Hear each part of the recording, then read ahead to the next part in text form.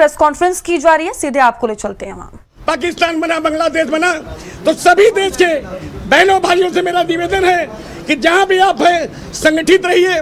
संगठित नहीं रहेंगे तो निश्चित रूप से आने वाले दिन में जिस तरह भारत का टुकड़ा होता चला आ रहा है, इसमें भी पश्चिम बंगाल में जब मुर्शिदाबाद में हत्या हुई थी हिंदुओं के, हम लोग गए थे।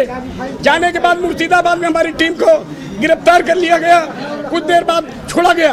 तो मैं अपनी बात को यही आप लोगों के माध्यम से कहना चाहता हूँ, बाकी पीड़ित लोग अपनी बात को रखेंगे आपके बीच में। और सब कहाँ हैं? ये अभी कुछ लोग तो बीमार हो गए हैं, यहीं पे हैं और आज आप सबसे मिलवाएंगे। हाँ, थोड़ा दबाव लिए हैं और यहाँ 9 बजे से भी बहुत लोग आए हैं। हाँ, अरे आप वही लिखिए जितने लोग हैं। लेकिन आप कह रहे हैं पुलिस कार्रवाई नहीं कर रही है, लेकिन बड़े अधिकारी जो है वो खुद ही कह रहे कार्रवाई कर रहे हैं, तो आखिर कौन इन लोगों को बचा रहा है? ये कौन? ये देखिए, ज्यादा बचाने वाले छोटे अधिकारी हैं। जैसे स्थिति क्या है आप लोग जांच लीजिएगा। एक व्यक्ति अगर पीड़ित होता है, थाने में जाकर दरखास्त देता है, पुलिस क्या करती है कि विवेचन अधिकारी नियुक्त कर देती है बीट इंचार्ज को। बीट इंचार्ज क्या करता है कि वो पेमेंट ले लेता है, पैसा, फिर पीड़ित को कहता है तुम तो बहुत बड़ा गलत काम किए हो, अभी ऐसे धारा में जेल भेजूंगा कि तुम्हारी हालत खराब हो जाएगी। तो आदमी निश्चित रूप से टूट जाता है, पैसा उसके पास नहीं होता, आरोपी के पास पैसा होता है। ये प्रक्रिया सबकी नहीं है। जैसे मैंने एक बताया कि लखनऊ में ये मोहनलालगंज का इंस्पेक्टर ने जो गिरफ्तारी किया मेरे कहने से, ये मामूली बात नहीं। परसों लड़की गायब हुई है, 25 साल के एक मुस्लिम लड़के के साथ 15 साल की लड़की। खुखुंदू थाना है देवरिया में, तो आप रिपोर्ट लगा सकते हैं। 6 बजे मैंने फोन किया, 7 बजे तो गिरफ्तारी हो गई। फिर हम लोग थाने पे गए, पीड़ित से मिले। वो लड़की को इतना भर दिया गया कि अपनी माँ के खिलाफ बोल रही थी। माँ से बड़ा कोई नहीं होता है। तो ये चीज है। और बाकी और लोग पूछ रहे थे छांगुर बाबा का, इसमें अभी भी आप जानते हैं कि नेटवर्क चल रहा है, जेल के अंदर से भी वो चला रहा है, और क्या इन लोगों को धमकियां मिल रही हैं? आप क्या कहना चाहते हैं? धमकियां सबको मिल रही है, जो हमारे पहले पीड़ित थे, धमकियां सबको मिल रही है। धमकी में देखिए, अभी ये बताएगी कर्नाटक की जो सोनू है, एक कैसे इसके ऊपर जलाया गया है, कैसे इसको मारा गया है, किस तरह से इसका धर्मांतरण करने के साथ साथ इसके 20 लाख रुपए अकाउंट में लिया है और जाके सऊदी में बैठा है। उस व्यक्ति का बहनों ही यहाँ पर एक न्यायिक अधिकारी है, क्योंकि वो आरोपी बहुत पहले से है। उसको बचाने में जब न्यायिक अधिकारी रहेंगे, जिस तरह से राजेश उपाध्याय नाम का आदमी उतरौला में 156(3) के माध्यम से लोगों को जेल भेजने के लिए 4-4 लाख रुपया लेता था, तो ऐसे लोगों के ऊपर न्यायिक अधिकारी कोई भी हो, कड़ी से कड़ी कार्रवाई होनी चाहिए। ये जो बाजार भी बना रहा है, क्या आपको लग रहा है जमीनों पर? जमीन अभी देखिए, जमीन ये बैठी है बहन, पूरी जमीन कब्जा करके दरगाह बन गया है।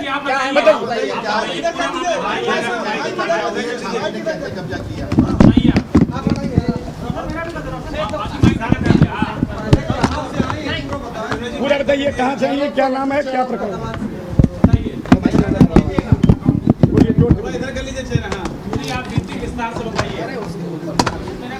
सर, मेरा नाम लक्ष्मी वर्मा है।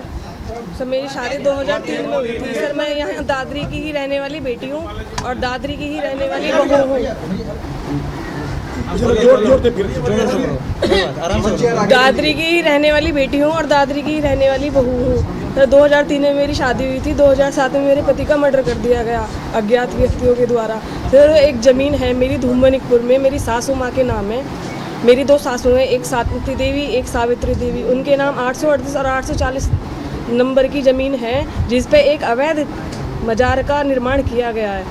सर, वो मजार जो है, पहले एक छोटा सा 9 गजा पीर के रूप में उसको दिया गया रूप, और उसके बाद में उसको थोड़ा बढ़ा के आज उसको मस्जिद, 4 मजारे, आज वहाँ पे नमाज वगैरह सब पढ़ाई जा रही है और वहाँ पे धर्मांतरण भी किया जा रहा है। हिंदू बेटियों को मोमडन बनने का वहाँ पे ऑफर दिया जाता है और वहाँ पे अवैध निर्माण तो हो ही रहा है, साथ में वहाँ पे धर्मांतरण भी हो रहा है। अतिक्रमण तो हमारी ज़मीन पे कर ही रखा है। और वहाँ पे अभी 3 साल पहले ये छांगुर बाबा हैं, उनको भी देखा गया था। तब तो हमें ये पता नहीं था कि ये आदमी कौन है, लेकिन हमने कुछ टाइम पहले भी न्यूज़ में देखा कि अरे ये तो छांगुर बाबा है, ये तो हमने अपनी ज़मीन पे देखे थे वहाँ पे पीर पे। और इसके साथ में एक लड़की भी थी जिसका नाम आसन नेगी था। वो बच्चों को पता नहीं क्या कर रही थी, अब बच्चों को टॉफ़ी चॉकलेट वगैरह बांट रही थी। वहाँ पे 2 सिद्धी लड़कियों को भी देखा गया है।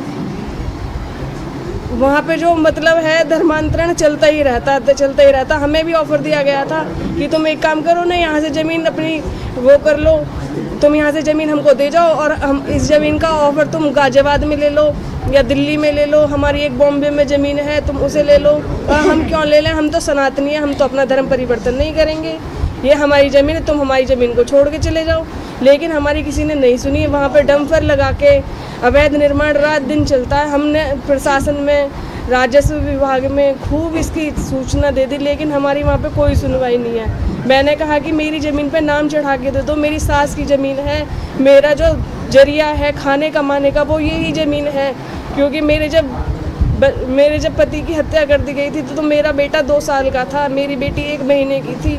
मैंने लाचारी में जैसे तैसे अपने बच्चों को पाला है, लेकिन मेरी कोई सुनवाई नहीं होती। राजस्व विभाग बिका हुआ है, ज़मीन नाम चढ़ाने के नाम पे मेरे से और पैसा मांगा जाता है। मुझे कहा जाता है कि तुम्हारी ज़मीन यहाँ नहीं चढ़ेगी, जबकि राजस्व विभाग को ही अधिकार है ज़मीन नाम चढ़ाने का, विरासत तय करने का। लेकिन वो मेरे को सिविल के लिए लिख के दे देते हैं कि तुम सिविल में जाओ, तुम्हारा सिविल में वाद है, तुम यहाँ नहीं होगा तुम्हारा कुछ भी। मैडम आपका कहना है कि आपकी जमीन पर कब्जा किया जा रहा, अवैध कब्जा किया जी जा रहा है। बिल्कुल, अवैध कब्जा करके वहाँ पे मज़ारें बनाई जा रही हैं, मस्जिदें बनाई जा रही हैं, वहाँ पे अब नमाज भी पढ़वाई जाती है।